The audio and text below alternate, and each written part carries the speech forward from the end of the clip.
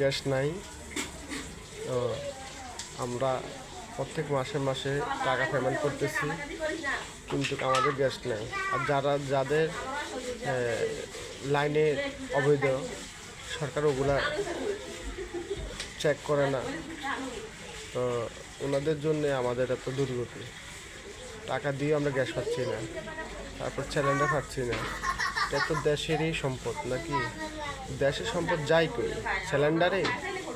তো আপনারা মূল্যবান কমেন্ট করবেন।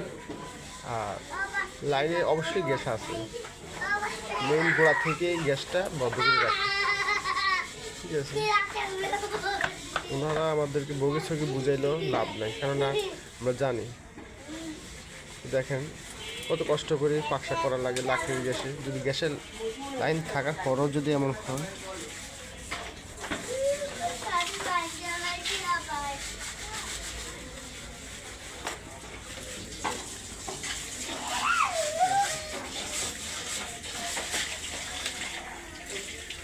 কি করতেছেন?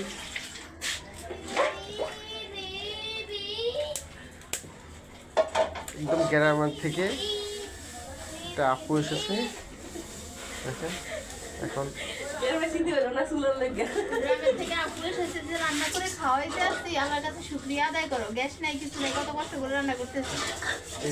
গ্যাসে ছিল ঘুমাইতে আছে, আর সরকার আমাদের ঘুমাইতেছে।